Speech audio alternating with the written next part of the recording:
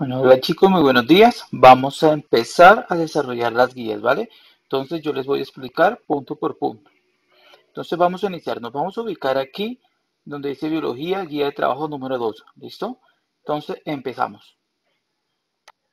Bajamos un poco, se baja un poco. Completa la siguiente tabla según corresponda.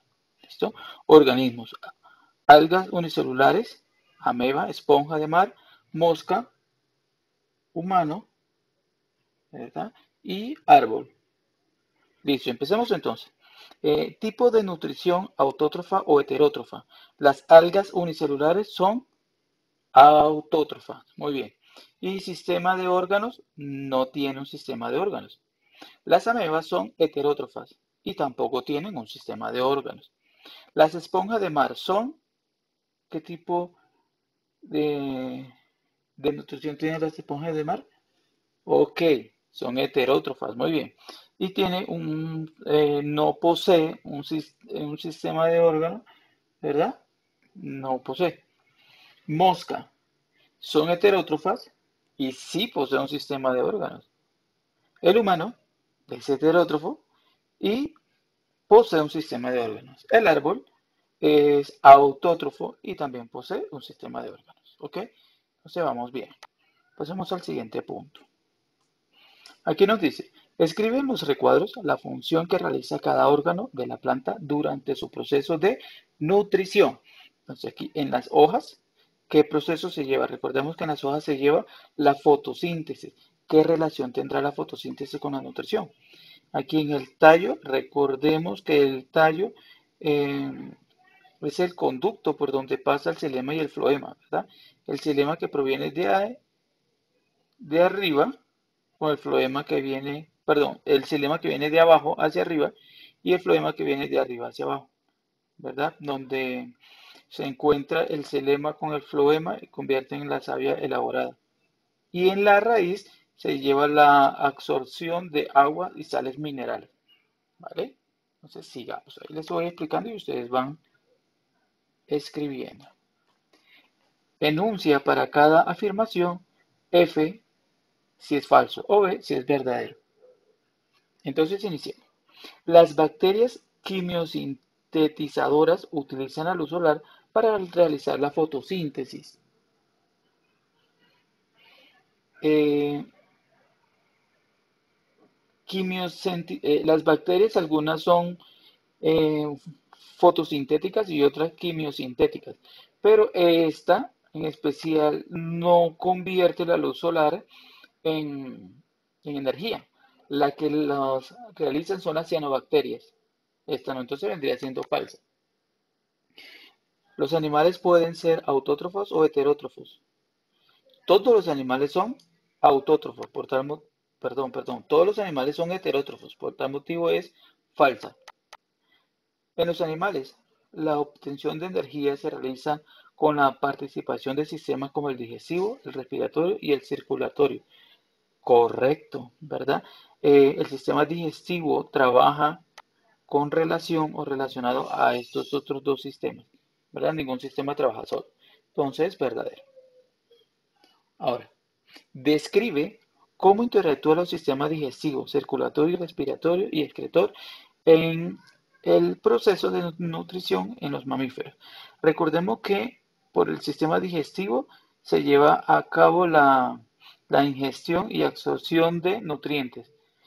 Esos nutrientes se absorben por medio del sistema circulatorio en el cual los envía a todas las células, ¿verdad?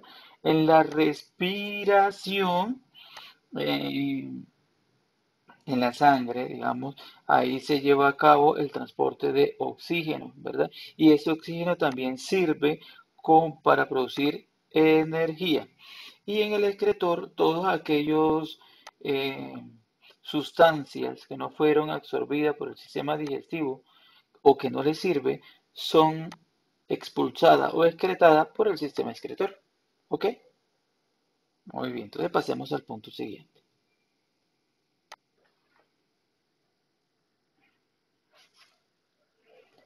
Interpreta el siguiente texto y responde las preguntas.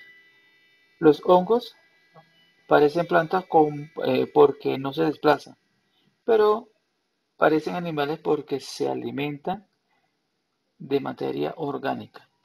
Ahora sí se ve mejor. Entonces, los hongos parecen plantas porque no se desplazan, pero parecen animales porque se alimentan de materia orgánica. No sé qué tipo de organismos son los hongos según su tipo de nutrición. Los hongos son heterótrofos porque ellos no producen su propio alimento, ¿verdad? Ellos se alimentan de materia inorgánica, materia en descomposición. ¿Qué ventajas tendrá un animal que puede desplazarse con respecto a un hongo? Recordemos que el hongo son organismos sésiles que no tienen movimiento. Entonces, ¿qué ventaja tiene el animal? El animal, pues ellos pueden buscar sus alimentos. En cambio, el hongo no lo puede hacer. Debe esperar que el alimento llegue. ¿Qué ventaja tendrá una planta frente a un hongo que no puede elaborar el alimento que necesita? La planta es muy sencillo, ¿verdad? Su ventaja que tiene porque ellas son capaces de producir su propio alimento. Convierten, en este caso, digamos, en la fotosíntesis, convierten la luz solar en energía, ¿verdad? Ok, pasemos al punto siguiente entonces. 6. Detalla la siguiente imagen de una fruta que fue dejada por fuera de la nevera durante unos días. Luego responde las siguientes preguntas. Entonces aquí observamos la fruta que está en descomposición, ¿verdad? Que se está dañando. Ok. ¿Qué clase de organismos son los que lo cubren? ¿Qué indicios te hacen pensar eso? ¿Qué organismo? Lo más probable es que sea moho, ¿verdad? O algunas bacterias que hacen que la fruta se descomponga, ¿verdad? ¿Por qué al dejar la fruta fuera de la nevera contribuyó a que fuera colonizada por organismos? El ambiente frío ayuda a que el organismo se mantenga aún mejor. Y recordemos que el oxígeno oxida, ¿verdad?, la fruta. Entonces, esa sería una de las características o uno de cómo contribuyó la nevera.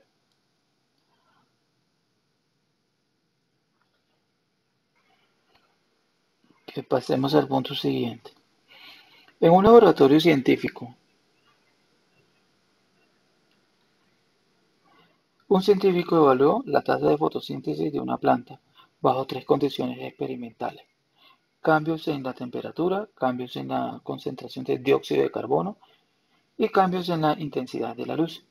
Cuando obtuvo los datos de su experimento, construyó tres gráficas que se muestran a continuación. Listo, aquí tenemos las tres gráficas. Listo, entonces, tasa de fotosíntesis y temperatura.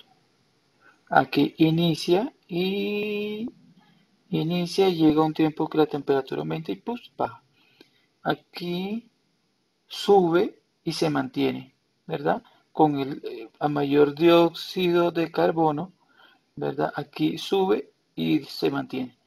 Aquí en la tasa fotosintética con intensidad de luz igual, sube y se mantiene. Ok.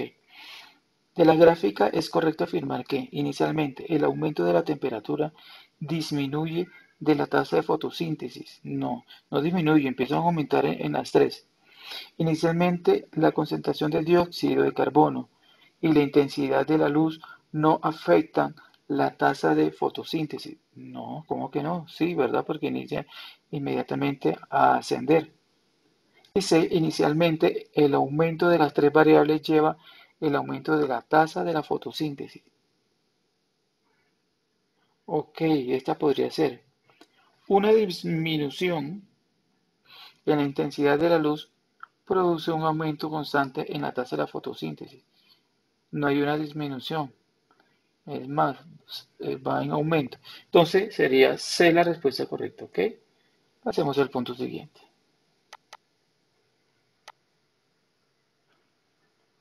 Examina las siguientes imágenes de los aparatos bucales en los insectos. Luego formula una hipótesis sobre su fuente de alimento. Entonces tenemos aquí una mariposa, una hormiga, un zancudo y una mosca. Entonces, la mariposa, ¿qué tipo de aparato bucal tiene? Tiene lengua, ¿verdad? La mariposa tiene lengua. Entonces, gracias a la lengua, ella puede, digamos, chupar el néctar, ¿verdad? Absorber, ¿verdad? La hormiga tiene unas tenazas. Ellas lo que más comen, ¿verdad? Normalmente son sustancias sólidas, ¿verdad? El cual las tritura y eso. El zancudo succiona, ¿verdad? Succiona. ¿Y qué succiona? Pues lo más probable es que sea líquido. Y la mosca también succiona, ¿verdad? Entonces ya ustedes escribirán qué tipo de alimentos, teniendo en cuenta su, su aparato bucal, ellos podrían tener su dieta alimenticia. Pasamos al punto siguiente. Estímulos y respuestas.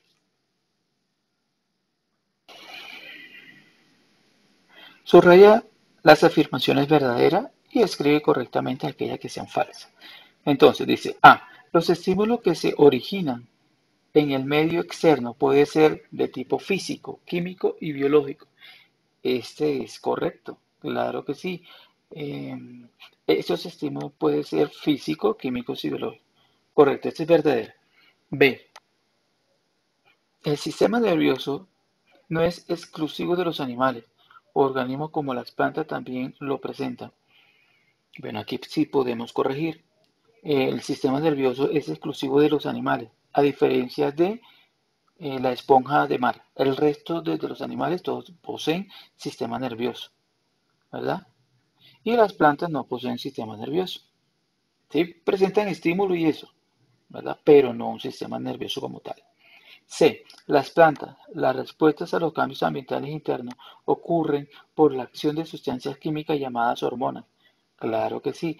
Las plantas poseen una sustancia llamada hormonas que ahí les ayuda a los estímulos, ¿verdad? Que puede ser tropismo, nastias, entre otras. ¿Listo? Entonces la única que hay que cambiar o corregir es la B. Pasamos al punto siguiente. Observa la imagen que representa dos tipos de tropismos en las plantas. Luego responde las preguntas. Bajemos un poquito. Aquí está. Entonces, mire, aquí tenemos este tropismo donde la planta se desplaza hacia arriba buscando eh, algo sólido en que enredarse, ¿verdad? Ok.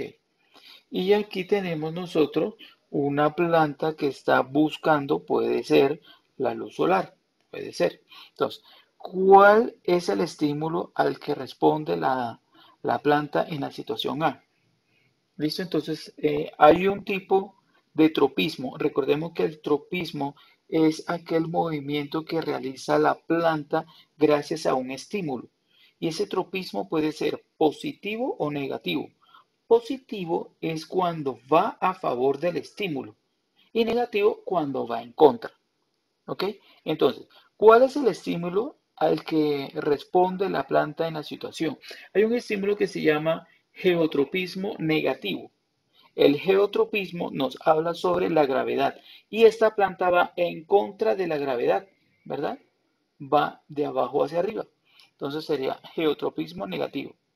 En la B, ¿cómo se relacionan los estímulos del ambiente con el crecimiento de la planta? La luz, el agua y la gravedad, ¿verdad? ¿Cómo se relacionan los estímulos? Los estímulos pueden ser eh, hidrotropismo, geotropismo y fototropismo. Geotropismo, el estímulo viene siendo la gravedad. Hidrotropismo, el estímulo es el agua. Y fototropismo, el estímulo es la luz. ¿Listo? Ok, pasamos al punto siguiente. ¿Qué sustancias regulan la respuesta a estímulos en plantas? Como ya se había dicho anteriormente, los estímulos, las plantas poseen unas hormonas o también se le puede llamar fitohormonas. Esas son las sustancias que regulan la respuesta a los estímulos, las fitohormonas u hormonas de las plantas. ¿Ok? Pasemos al punto siguiente. Enuncia las principales diferencias entre el sistema endocrino y el sistema nervioso en animales. Entonces, el sistema endocrino está compuesto por glándulas especializadas en producir hormonas.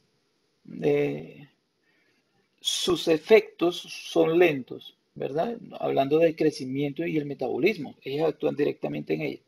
Y si hablamos entonces del sistema nervioso, están conformados por las células neuronales o neuronas, se comunican por impulsos nerviosos y son las encargadas de los estímulos y las respuestas, ¿verdad? Esa sería la diferencia entre una y la otra. El 12 explica mediante un ejemplo la diferencia entre un tropismo negativo y un tropismo positivo. Ya les había dicho. Entonces, cuando hablamos nosotros de tropismo negativo, estamos hablando de que la planta sería, va en contra del estímulo, ¿verdad? Un ejemplo claro.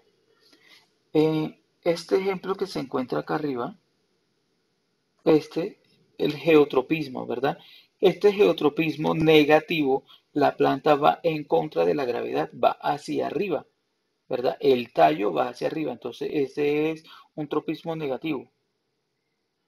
Y el positivo podría ser también aquella planta que va en dirección o en busca de la luz, ¿verdad? Ese sería un tropismo positivo, va en busca de la luz. Hay otros hidrotropismos, por ejemplo, positivos, aquellas plantas que siempre van en busca de agua. Las raíces de las plantas van en busca de agua, ¿verdad? Empiezan a crecer y a desplazarse hacia donde hay agua. Eso podrían ser los dos ejemplos, no hay problema. Aquí nos dice, entiende la siguiente tabla y responde las preguntas. Elefante, animal elefante, tamaño del cerebro adulto promedio en kilogramos 4.7, tamaño corporal promedio en kilogramos 4.000. El humano 1.4 en cerebro y 80 en peso. El gato 5 kilogramos, ¿verdad? Cerebro y 30 en peso. El delfín 1.5, ¿verdad? En cerebro y 300 en corporal. Ahora viene la pregunta, ¿cuál de los animales tiene el cerebro más grande? ¿Cuál de los animales tiene el cerebro más grande? Si nosotros observamos el animal que tiene el cerebro más grande, ¿cuál sería? Pues mire, el 5, el gato, ¿verdad? El gato tiene el cerebro más grande. ¿Cuál de los animales tiene el cerebro más grande con relación a su cuerpo? Igualmente sigue siendo el gato. Tiene un tamaño de cerebro adulto promedio en 5 kilogramos y solo pesa 30 kilogramos. Es una diferencia inmensa con los otros animales, ¿verdad?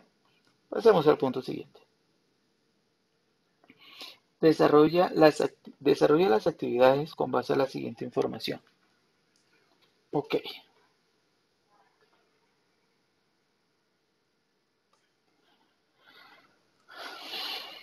Observamos. Aunque en algunas ocasiones vemos a las plantas como seres estáticos, son organismos capaces de percibir las variaciones de su entorno y responder a ellas. A. ¿Cómo le explicarías a tus padres la manera en que las plantas perciben estímulos y generan respuestas? ¿Cómo se podría explicar eso? Bueno, las plantas, como yo les había dicho, tienen formas de desplazarse. Una de ellas es el tropismo, ¿verdad? El tropismo que puede ser negativo o puede ser positivo. Y, y el tropismo se lleva a cabo por medio de un estímulo. Ya puede ser lumínico, puede ser a través del agua, de la gravedad, ¿verdad? Entre otras. ¿Listo? Entonces, las plantas siempre van a ir a favor o en contra de un estímulo. Si un amigo te dijera las plantas que al igual que otros organismos se mueven, ¿cómo responderías ante este comentario? Que sí es correcto como ya les había dicho. Las plantas tienen eh, tipos de movimiento llamado tropismo, nastías y fotoperiodo, ¿verdad? El tropismo se lleva a cabo en busca de un estímulo y lo hace siempre, siempre lo hace. Las nastías lo hace por ciertos momentos y el fotoperiodo lo hace por ciertos momentos teniendo en cuenta las estaciones del año, por ejemplo. ¿Ok? Punto 15. Clasifica las siguientes respuestas en las plantas según corresponde. Entonces tenemos, la flor del tulipán se abre durante el día y se cierra en la noche. Entonces, este sería termonastía, cambio de temperatura. Recordemos que la termonastía, el estímulo es la temperatura. Entonces, cuando hay mayor temperatura, la planta se abre. Y cuando la temperatura baja, se cierra. Un árbol pierde las hojas durante el otoño. Este es fotoperiodo. Como ya les había dicho en el punto anterior, gracias a la estación del año, pues se produce el movimiento. Las raíces dirigen su crecimiento en dirección al agua, ¿verdad? Este es un tropismo y se llama hidrotropismo. Como también ya les había dicho, uno de los estímulos o las formas de movimiento gracias al agua es hidrotropismo. Hidro proviene de agua. Entonces el estímulo que ellos buscan es el agua. ¿Okay? Pasemos al punto siguiente.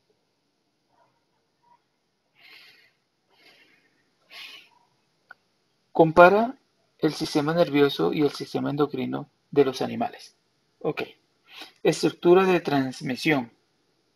Sistema nervioso es rápido, instantáneo. Sistema endocrino es mucho más lento, ¿verdad? Velocidad de la respuesta, rápida, del sistema nervioso. Y del sistema endocrino es lento. Duración de la respuesta. Ese es corto, a corto plazo, ¿verdad? Corto plazo. En cambio, esa es a largo plazo, ¿verdad? La del endocrino. Funciones que regulan y coordinan. Las funciones que regulan y coordinan aquí el sistema nervioso son los estímulos y las respuestas. En cambio, acá en el sistema endocrino son el crecimiento y el metabolismo. ¿Ok? Fácil. Pasemos al siguiente punto. ¿Consideras que deseas averiguar con un montaje experimental si los murciélagos son capaces de pasar entre las láminas de madera únicamente con el oído o si se apoyan con la visión? Bueno, si observamos, miren el desplazamiento que hace el murciélago. Recordemos que el murciélago no ve. Ellos utilizan la ecolocalización, o sea, por medio del sonido, ¿verdad? Para obtener tus respuestas debes comparar el movimiento de los murciélagos, primero con la luz y luego con el total oscuridad. Puede ser. Pasemos al siguiente. Comparar el movimiento de los murciélagos primero en total iluminación y luego con luz tenue. Luz tenue no tanto. Observar si el movimiento de los murciélagos se altera, si a media marcha se prende la luz. No estoy tan seguro. Permitir a los murciélagos moverse con ruido de fondo en el montaje experimental. Este también podría ser, ¿verdad? Porque el murciélago, como ya les dije, utiliza la ecolocalización para desplazarse, ¿verdad? Ecolocalización. Entonces sería D respuesta correcta, ¿ok? Pasemos al punto siguiente.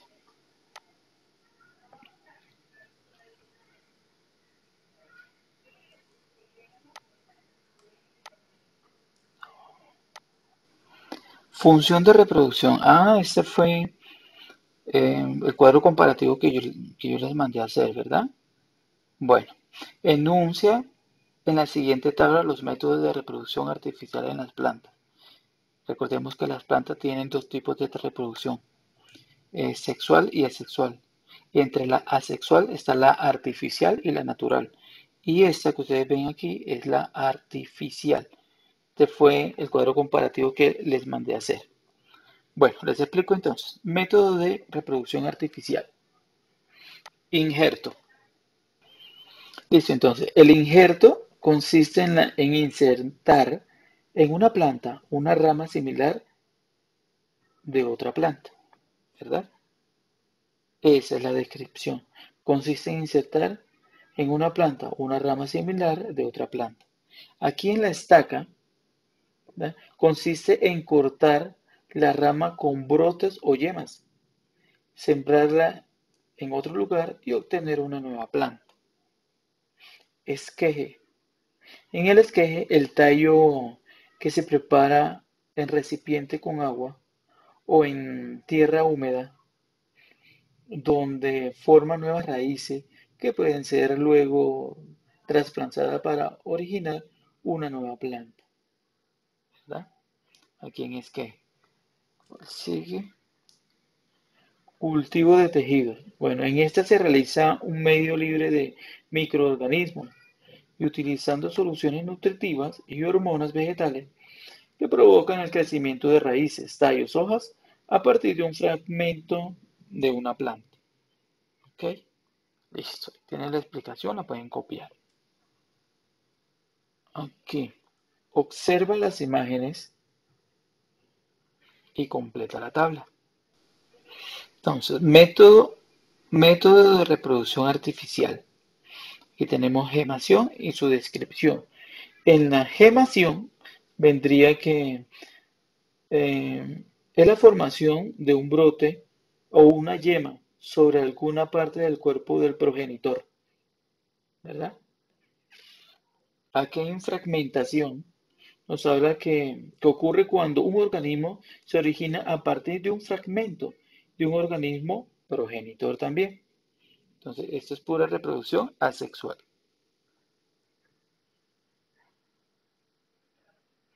Partenogénesis. En la partenogénesis ocurre cuando un nuevo individuo se origina a partir de un óvulo no fecundado. Y este se lleva a cabo como se dan cuenta aquí, en las abejas. Sigamos entonces acá. Punto 20. Interpreta la siguiente imagen, luego realiza las actividades. Aquí hablamos sobre un tipo de reproducción externa, ¿verdad? Donde, digamos, la hembra bota los óvulos y el macho bota el espermatozoide y después son fecundados. ¿Ok? ¿Por qué la fecundación externa es difícilmente exitosa en organismos de vida terrestre? ¿Verdad? Pues como ya les expliqué en qué consiste la fecundación externa, donde la hembra bota los huevos, perdón, los óvulos, ¿verdad? Los deja ahí, el macho bota los espermatozoides, el cual busca los óvulos y empieza a fecundarlo. Entonces, ¿por qué la fecundación externa es más difícilmente exitosa en la vida terrestre? En, Además de que hay muy pocos animales que se lleva a cabo este tipo de fecundación, muchas veces los óvulos, exageradamente en este caso, en la vida terrestre, no pueden ser fecundados porque hay demasiados depredadores y el clima también a veces no lo permite, ¿verdad? O lo dificulta más. B. En organismos con fecundación externa, por lo general, la hembra coloca muchísimos huevos. ¿Cuál crees que es la razón de este hecho? Coloca muchísimos huevos es porque hay muchos depredadores o muchos de esos huevos se van a morir. Entonces, para que haya un porcentaje mayor de vida, ella debe botar muchísimos huevos, ¿verdad? Es por eso. En ambientes acuáticos donde prolifera la fecundación externa, es posible encontrar muchísimos espermatozoides provenientes de machos de diferentes especies. ¿Qué factores considera que influyen para que efectivamente los óvulos sean fecundados por espermatozoides provenientes de machos de la misma especie de la hembra? Pues recordemos que ninguna especie se puede reproducir con una especie diferente, ¿verdad? Porque su genética son totalmente distintas, por lo menos en este caso, ¿verdad? Esa sería una de las posibles, em, de los posibles factores que influyen para que una especie no vaya a fecundar a otra especie diferente. Pasemos al punto siguiente. 21. Relaciona la información con tu aprendizaje sobre el tema y realiza la actividad. La reproducción asexual suele ser un proceso más rápido que la reproducción sexual y solo involucra a un individuo. Como consecuencia, los individuos nuevos son idénticos a su progenitor. Piensa en las ventajas y desventajas que puede tener este tipo de reproducción. Ventajas en el tipo de reproducción asexual. La ventaja es que no necesitas de macho y de hembra, ¿verdad? De dos organismos, solo de uno para reproducirse. La reproducción es más rápida, ¿verdad? La reproducción, digamos, además de que es más rápida, por tal motivo pueden haber muchas descendencias, ¿verdad? En cambio, las desventajas vendrían siendo que no hay una variabilidad en la especie. ¿Por qué no hay una variabilidad en la especie? Porque toda la especie, ¿verdad?, va a ser idéntica al progenitor. Esa sería una de las desventajas. Pasamos al punto siguiente. Durante la explicación sobre la reproducción sexual, un estudiante leyó el siguiente texto. Otra modalidad de reproducción asexual es la generación. En ella, algunos animales pueden volver a formar las partes que perdieron. Por ejemplo, el alacrán puede generar su cola, sus patas o su aguijón. La salamandra puede generar su cola y sus patas. Los seres humanos podemos generar las células de la piel y las células sanguíneas. Ok, la generación, que se pueden crear nuevos organismos a través de una parte de un organismo. Entonces, ¿crees que la regeneración puede considerarse como un tipo de reproducción asexual? Justifica tu respuesta. Bueno, les voy a ayudar aquí un poquito. Hay que tener en cuenta qué es asexual. En el asexual no se necesita de dos géneros, ¿verdad? Ni macho ni hembra. Entonces se puede reproducir fácilmente, ¿verdad? Entonces tengan en cuenta eso para resolverlo. Entonces, si es una reproducción asexual, porque no necesita de macho y de hembra. Un ejemplo en los humanos es la mitosis, ¿ok? La mitosis. Pasemos al punto siguiente. En el bosque amazónico, un botánico midió la distancia de dispersión de las semillas de un árbol de ceiba al árbol madre. Con sus datos construyó la siguiente gráfica que muestra la relación entre distancia y la proporción de semilla que alcanza diferentes distancias de la ceiba. Obsérvala con atención y responde las preguntas. Ok, mire, entonces, proporción de semillas es esta, en la vertical. Y la distancia va en metros y va horizontal. Ok, entonces, ¿dónde se encuentra el mayor número de semillas? ¿Dónde se encuentra el mayor número de semillas? Entonces, cerca de la ceiba, este vendría siendo la ceiba. Lejos de la ceiba, podría ser. La distancia no influye. Yo creo que sí influye. No se encontraron semillas. Aquí están las semillas. Entonces la respuesta correcta podría ser, observando la gráfica, lejos de la ceiba, ¿verdad? Entre más lejos, miren, más producción de semilla hay. Sigamos. Dos ventajas que podría tener para una semilla caer lejos del árbol parental son: A. Poca depresión y mucho espacio. Poca depresión, podría ser depredación. Poca depredación y poco espacio. Depredación y poco espacio. Mucho espacio y poca luz. Mucha luz y poco espacio.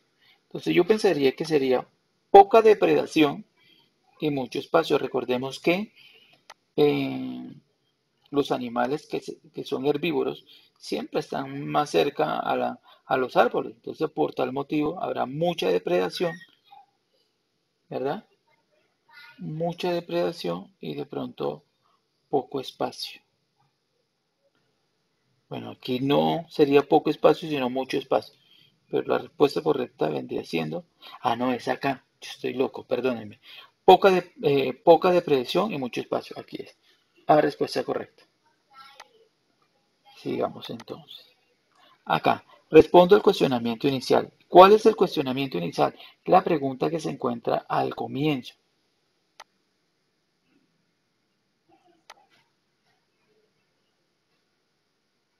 Esta pregunta: ¿cómo se lleva a cabo la función de reproducción en organismos unicelulares y pluricelulares?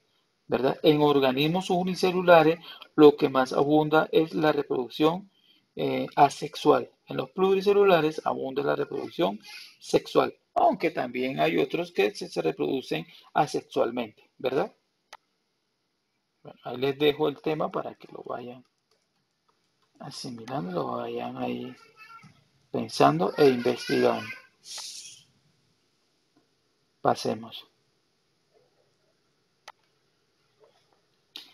¿Cómo y para qué clasificar los seres vivos?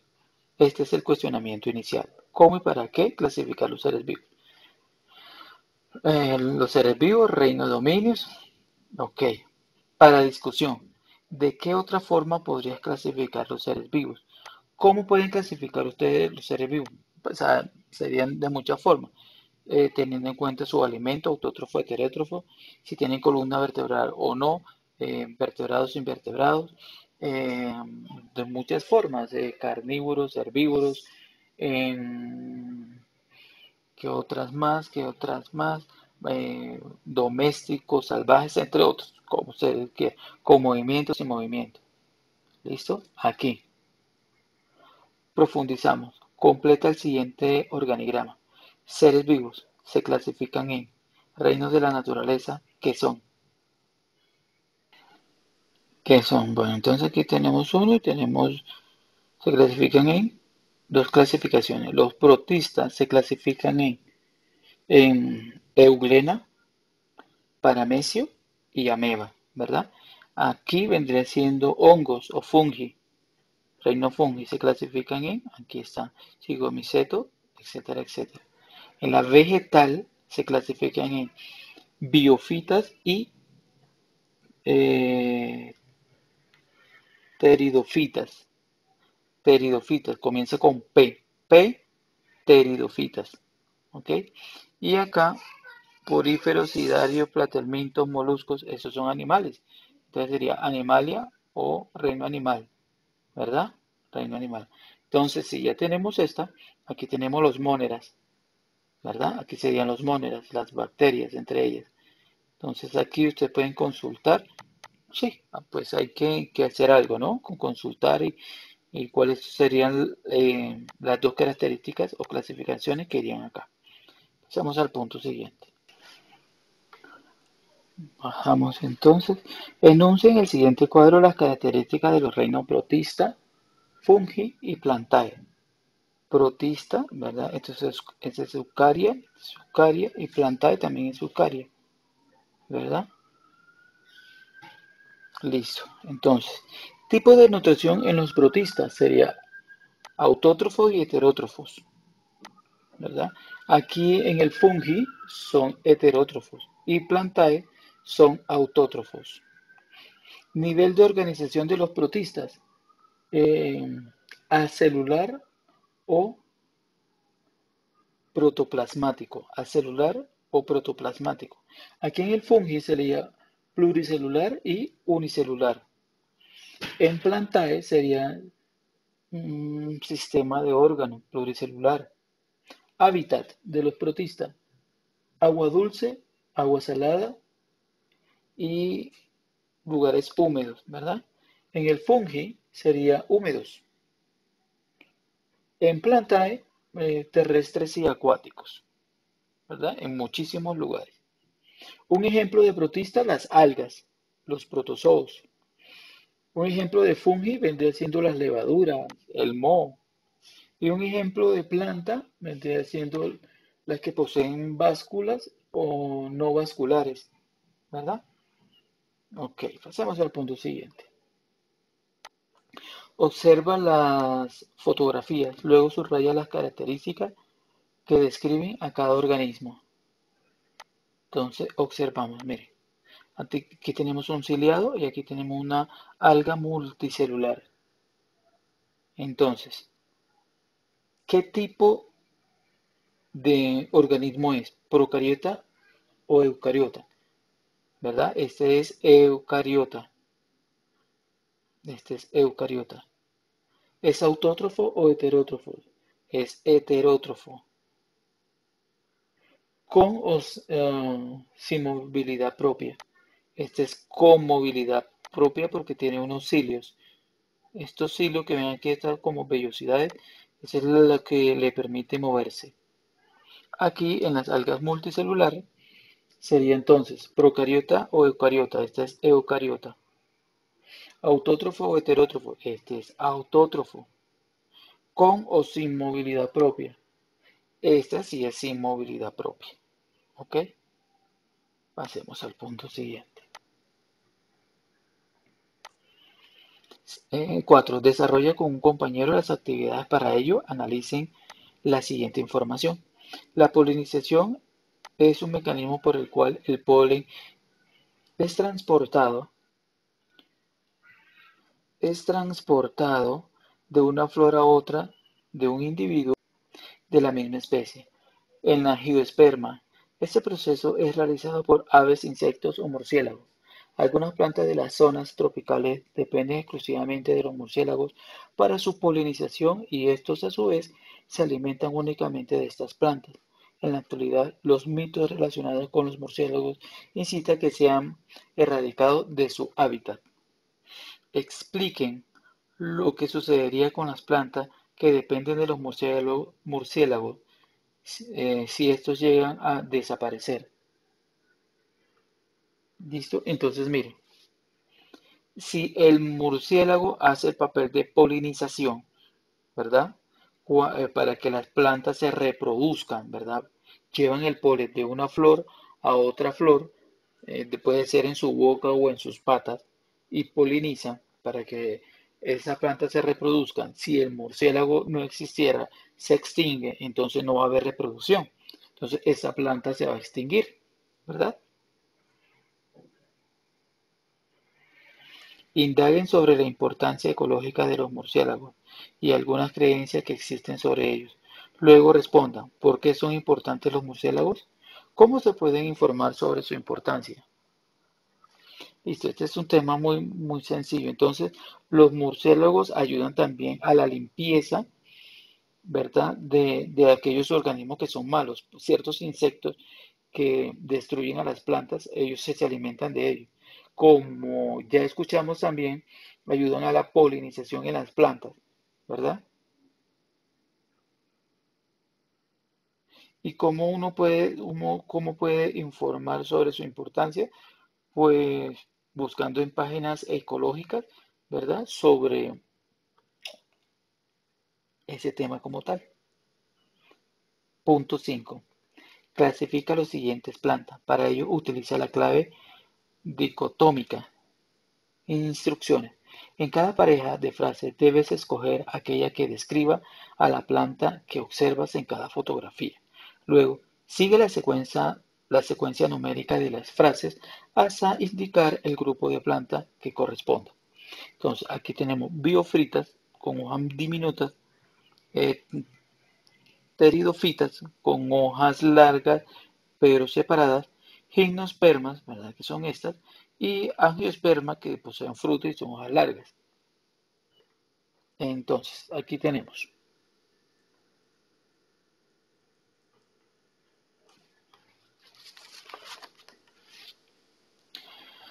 Uno, plantas pequeñas con aspecto frágil y con hojas diminutas. Aquí hablamos de las biofritas, ¿verdad? Entonces aquí iría, si relacionamos planta con hojas menos divididas, vendría siendo 3. Entonces aquí podríamos colocar el número 3. ¿Ok? El número 3 aquí. Plantas que tienen hojas muy grandes, de forma triangular, divididas en muchos segmentos más pequeños. Estas son las pteridofitas, ¿verdad? Aquí vendría el número 2. ¿Por qué? Porque son plantas con hijas más grandes. Bueno, no son hijas, son hojas más grandes. Con hojas más grandes vendrían aquí. Dice, plantas que tienen conos y carecen de flores. Gimnospermas, ¿verdad? Aquí también iría la 2 porque esta gimnosperma también posee plantas grandes, hojas grandes. Y las plantas que tienen frutos, angiosperma. Aquí vendría el número 2 también porque ellas poseen hojas grandes, ¿verdad? Entonces aquí en las plantas con hojas grandes vendría ubicado eh, el número 2 también, pues el número 2 de este, plantas que tienen hojas muy grandes. ¿Ok? Entonces, los números son, aquí iría el 3, aquí iría el 2, aquí iría el 2, aquí iría el 1, dividad, ¿verdad? Sí, aquí iría el 1, aquí iría el 2 y acá también iría el 2. ¿Ok? Pasemos al punto siguiente. A partir del siguiente gráfico, que muestra el crecimiento de dos colonias de una misma especie de hongo patógeno en condiciones diferentes, se pueden afirmar que, ok, observemos aquí entonces, hizo hongos patógenos en millones, 1.000.000, 5.000.000, 10.000.000, y 10, 20, 30, 40 tiempo en minutos. Ok, esta sube y baja, y esta se va en ascendencia. Listo. Después de 30 minutos, la colonia 1 y la colonia 2 desaparecen. Después de 30 minutos, aquí van los 30 minutos. ¿Desaparecen? No, ahí están. Este se mantiene y este tiene una curvatura hacia abajo. B. El medio en el que se encuentra la colonia 1 favorece su crecimiento. Podría ser, correcto. El medio en que se encuentra favorece su crecimiento, puede ser. C. En el crecimiento de la colonia 2 es directamente proporcional al tiempo. No, porque esa colonia 2 sube y después baja, no es proporcional. Las colonias se encuentran en un medio con condiciones semejantes. Sí, puede ser también, pero la que más se acerca vendría siendo la B. El medio en el que se encuentra la colonia 1, la colonia 1, favorece su crecimiento. Sí, mire, y con el tiempo va creciendo aún más. Entonces, B, respuesta correcta. Pasemos al punto siguiente. Respondo el cuestionamiento inicial. Recuerden lo que ya les había dicho a la primera pregunta, ¿verdad? A esta. ¿Cómo y para qué clasificar los seres vivos? ¿Cómo? Ya les dije cómo. Autótrofo, heterótrofo, vertebrado, invertebrado, etc. ¿Y para qué? Pues se puede tener en cuenta, eh, digamos, para tener en cuenta su forma de alimentarse, su taxonomía física, hormonal, entre otros. Para eso se clasifica, para identificar, digamos, su tipo de célula que puede ser eucariota o procariota, ¿verdad? Animal o vegetal, entre otros. ¿Ok? Pasemos al punto siguiente. A ustedes ahí, que son más pilosos que yo, van organizándose. Entonces, aquí explica cómo se puede agrupar los seres vivos según sus características taxonómicas. Listo. Estas son preguntas personales. Esto solo lo pueden responder ustedes. Muy personal. Al igual que esta. ¿Cuál es tu rol como ciudadano en el cuidado de la biodiversidad? ¿Qué es biodiversidad? La variedad de vida, ¿verdad? Entonces, taxonomía y dominio. Observemos.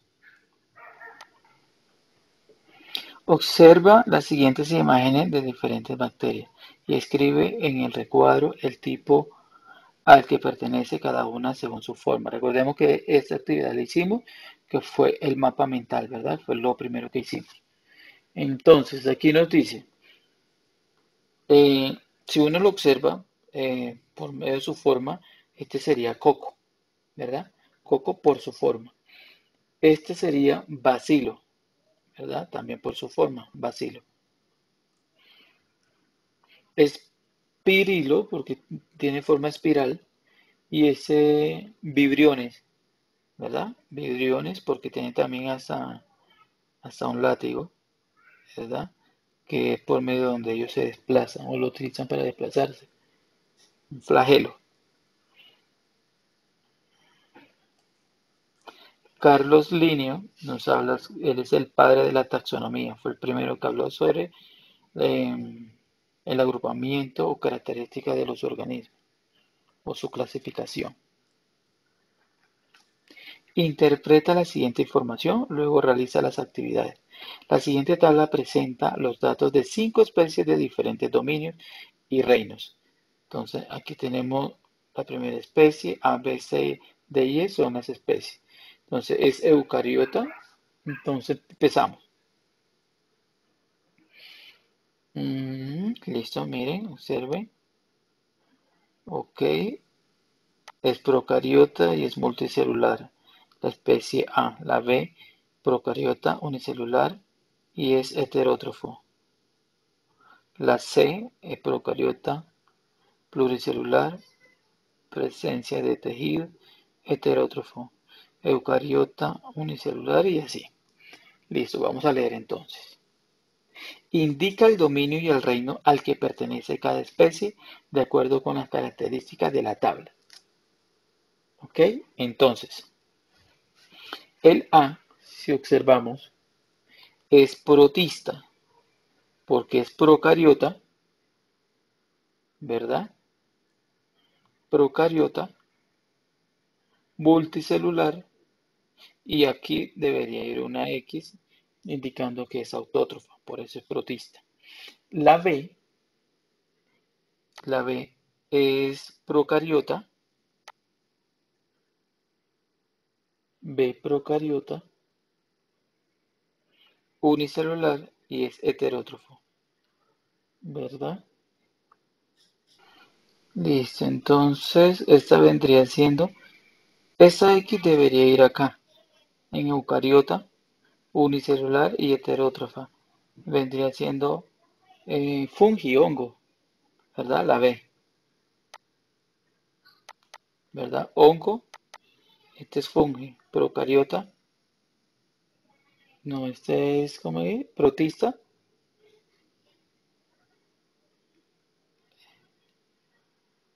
y el reino es protista. Reino protista y la especie vendría siendo protozoo.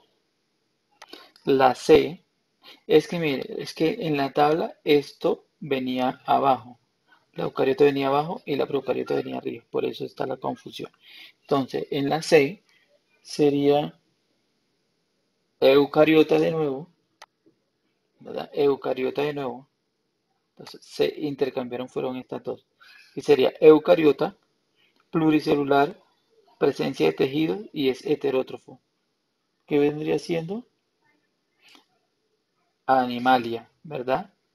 Sería animal, reino animal, dominio animal, Este es eucariota y reino vendría siendo animalia. Eucaria vendría siendo esta, eucaria.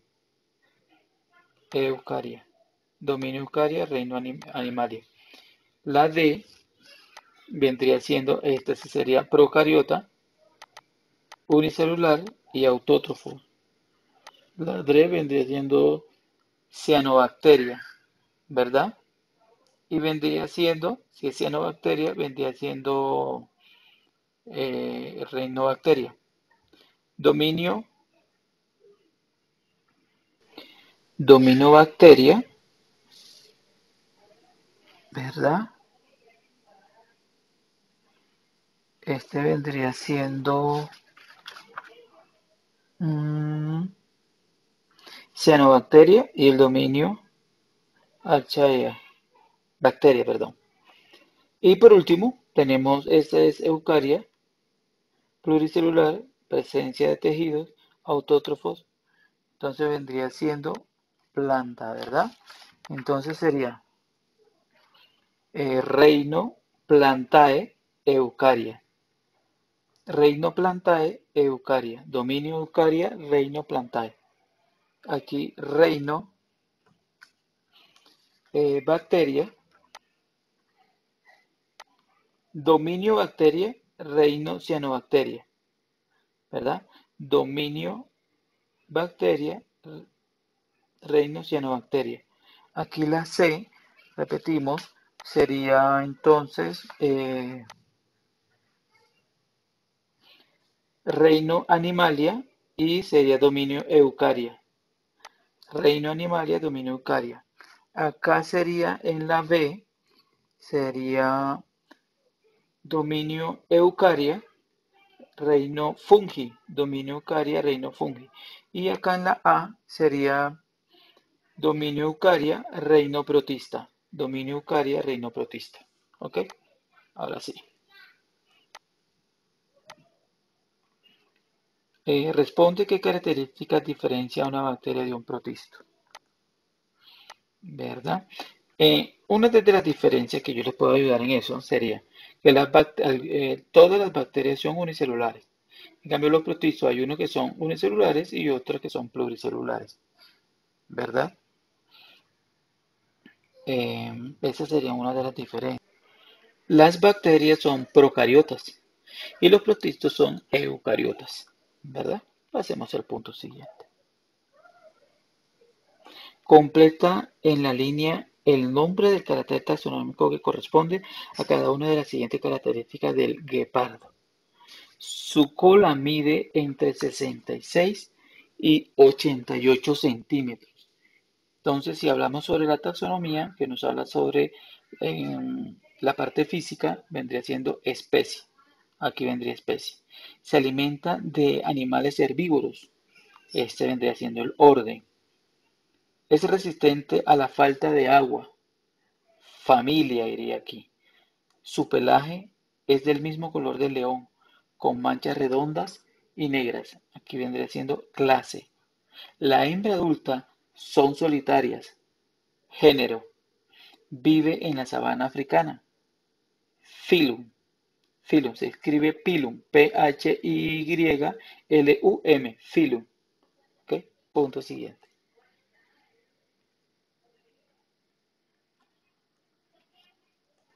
Interpreta la imagen que representa un árbol filogenético para 7 especies de organismos. Luego escribe V si la afirmación es verdadera o F si la afirmación es falsa.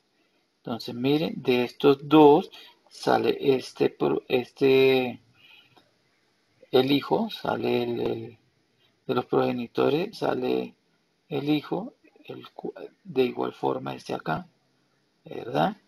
Se une, listo. Ok. Entonces, estos son los más antiguos, ¿verdad? Este es el que más se relaciona con ellos dos. Estos dos son los más antiguos, se relacionan pues con ellos dos a través de mucho más tiempo que este. Y después se unen estos dos, el B y el I, y aparece esta A. Listo, entonces nos dice, la especie más antigua de toda esta es la especie A. ¿La más antigua es la especie A? No, es la más nueva. Las más antiguas son estas que están más alejadas, ¿verdad? Entonces, falso. Las especies que tienen un mayor parentesco entre sí son la E y la F.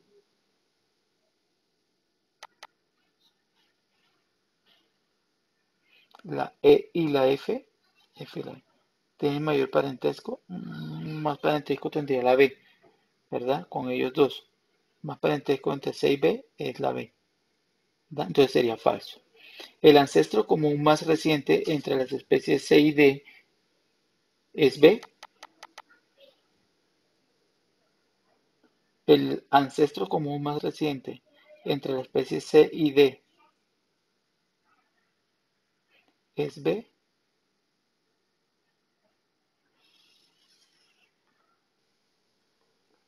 C y D. Entonces, este vendría siendo D, ¿verdad? Este vendría siendo D. C y D es B, es correcto. Ustedes pueden corregirlo allá en su cuaderno, ¿verdad? Cambien esa B por una D. Listo, al igual que el punto anterior donde estaba eucariota y procariota. Suben procariota y bajan eucariota, ¿verdad? O a lo contrario. En el punto anterior ese donde estaba, suben procariota y bajan eucariota, ¿vale?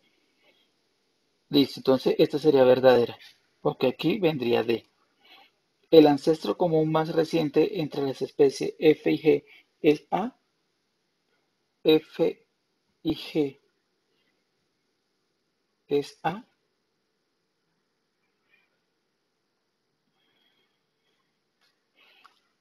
Verdadero. Por el más común, ¿cuál es? Perdón, el más reciente es este, que es el último en este caso. Entonces, verdadero.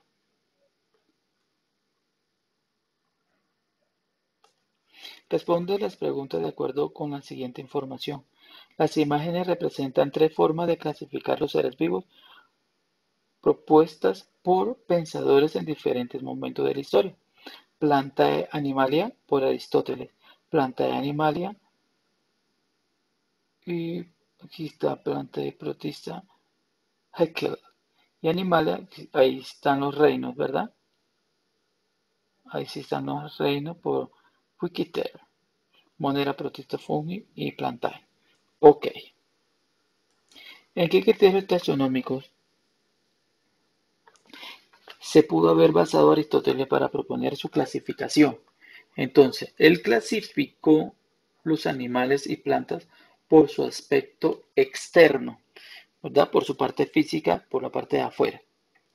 Si Whittaker fuese contemporáneo, o sea, de la misma época de Aristóteles, podría fundamentar y comprobar su propuesta. ¿Por qué?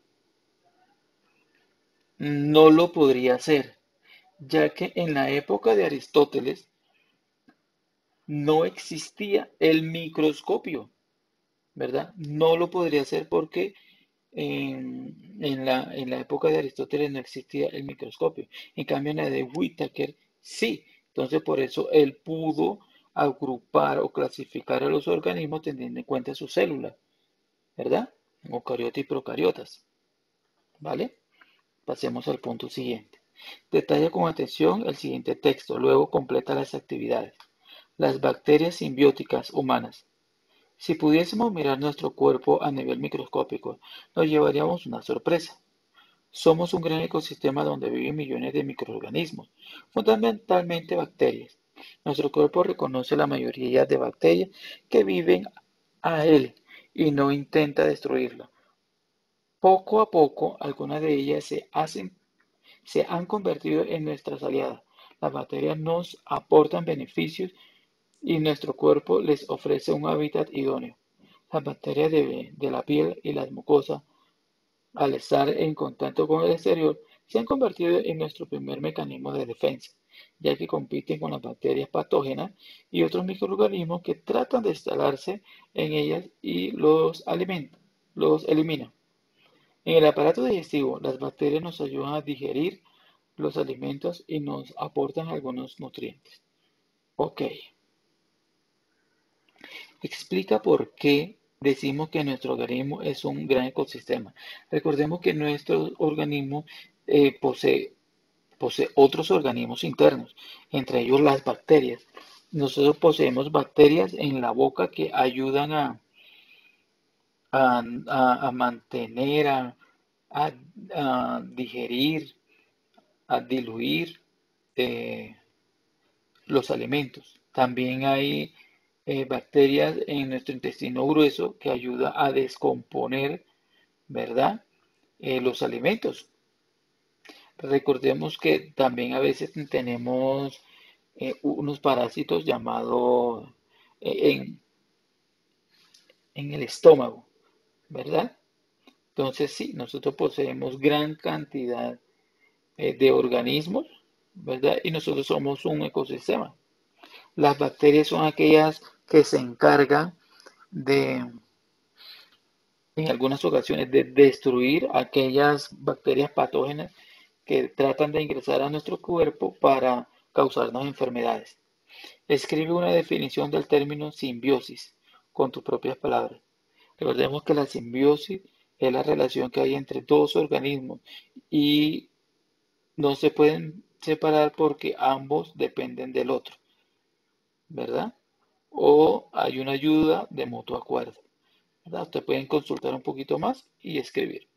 Explica la importancia que tienen algunas bacterias para el correcto funcionamiento de nuestro organismo. Como ya les había dicho, las bacterias aquellas que se encuentran en los intestino grueso que ayudan a la, a la descomposición, bueno, a la descomposición no, a la excreción de los residuos que no necesita el cuerpo.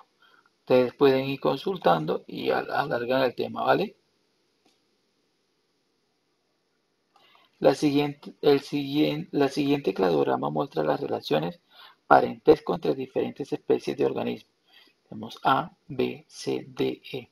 Entonces, este vendría siendo el ancestro, la línea de ancestro del más antiguo al más reciente, ¿verdad?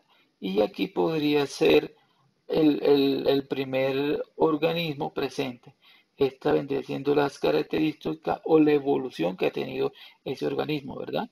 De poco a poco. ¿Ok? Listo, entonces. ¿Cuál de las siguientes afirmaciones sobre el parentesco de las especies es correcta? Las especies de provienen de un ancestro diferente al resto de las especies. El ancestro de, no, todos provienen del mismo ancestro, ¿verdad? Que es esta línea de acá. La especie A, B y C comparten un ancestro común reciente. A, B y C, claro que sí. A, B y C, reciente para ellos, ¿verdad? Esta es la respuesta correcta. Porque la especie con una relación más cercana son la H y la E. H y la E. Miren dónde está la E y dónde está la H. La más cercana de la E es la F, ¿verdad? Y de la H es la G. Entonces sería incorrecto. ¿Todas las especies provienen de un ancestro diferente? No. Todas provienen del mismo ancestro.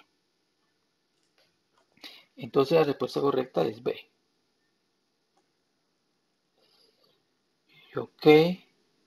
Nombra los siguientes animales en filo en la que pertenece y la simetría que representan. Bueno, este tema lo vamos a ver en el otro periodo. Esta guía no la vamos a resolver. Pasemos entonces a la siguiente. Esta no. Este tema lo vamos a ver en el siguiente.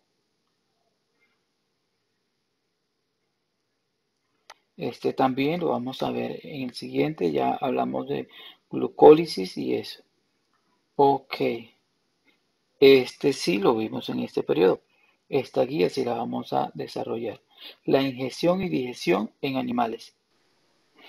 Ok, chicos, vamos a seguir entonces desarrollando las guías. La digestión y la ingestión y digestión en animales. Ingestión viene de ingerir, cuando usted introduce el alimento en la boca. Y digestión, cuando convierte esas partículas grandes en partículas simples para que puedan ser absorbidas por el cuerpo. ¿Ok? Entonces, identifica la definición de cada término y escribe dentro del recuadro la letra correspondiente. Entonces tenemos absorción. ¿Con cuál texto iría relacionado absorción? Absorción, pues, es absorber cuando pasa la sustancia simple al torrente sanguíneo. Vamos a ver cuál sería la encargada. Proceso por el cual los nutrientes son introducidos a las diferentes células del organismo, claro, a través del torrente sanguíneo. Entonces, acá iría la A, ¿verdad? Sistema digestivo incompleto. Sistema digestivo incompleto. Entonces sería sistema que está conformado por un saco digestivo con una sola abertura que funciona como boca y ano. Este es el de los platelmintos. Tienen una sola abertura donde entra y sale, entra el alimento y sale la excreción, ¿verdad? Digestión intracelular. Si es digestión intra, es adentro. Entonces, ¿cuál nos habla sobre adentro?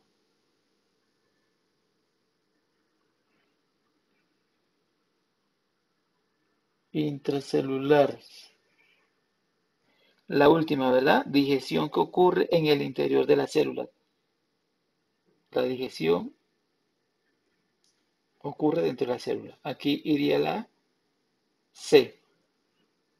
D. Digestión extracelular, por fuera. Extra, por fuera. D. Digestión que ocurre fuera de la célula, como ya les había dicho. Entonces aquí vendría la D.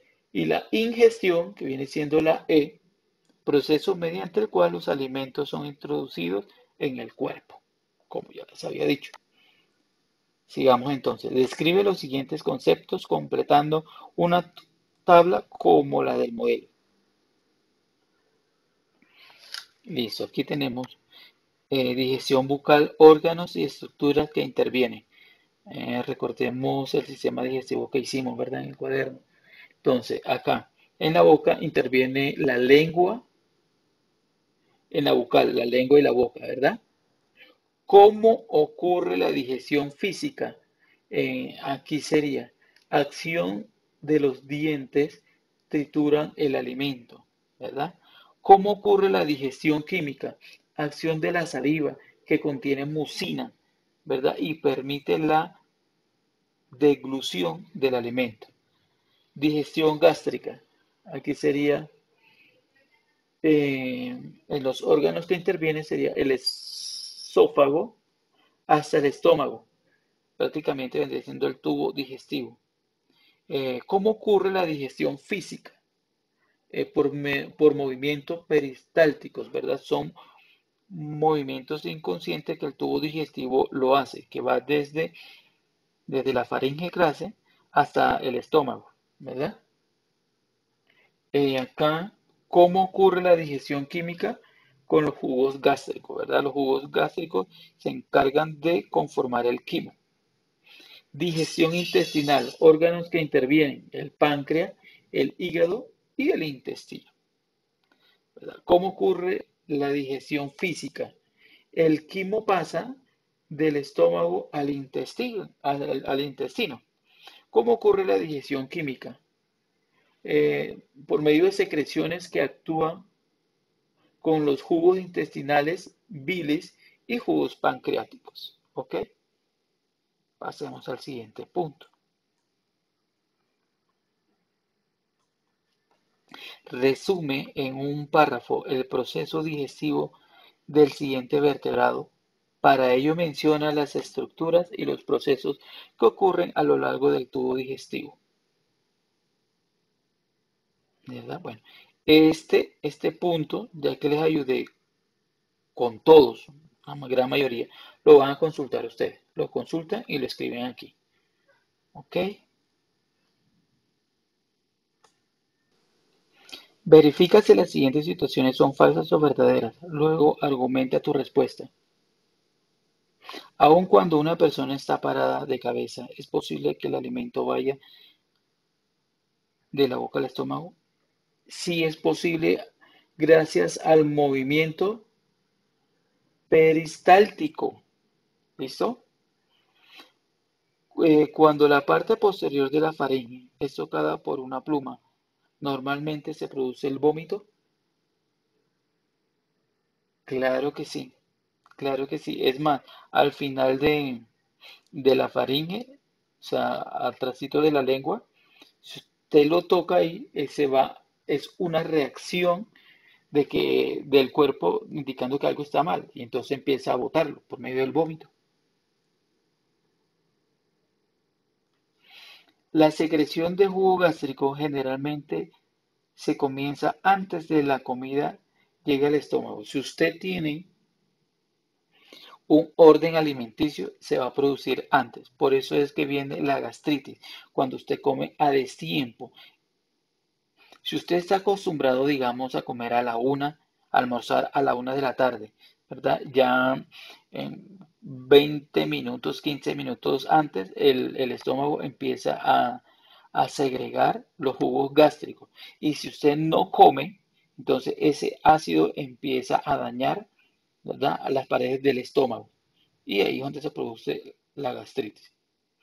Bueno, este punto es muy sencillo y se los voy a dejar a ustedes, ¿verdad? Identificar la parte del sistema digestivo. Y esta fue una actividad que nosotros hicimos en el cuaderno. Listo, ahora identifica si las siguientes afirmaciones son falsas o verdaderas y escribe F o V según corresponde. La respiración, bueno, aquí hablando de respiración celular, nosotros no hemos visto aún este tema, entonces lo vamos a dejar hasta ahí. Listo, este quedaría para el próximo periodo. Glucosa, oxígeno, aerobia, anaerobia. Listo, entonces la respiración la vemos en el próximo periodo. Entonces dejamos hasta ahí, espero que lo hagan rapidito, ¿vale? Nos vemos entonces.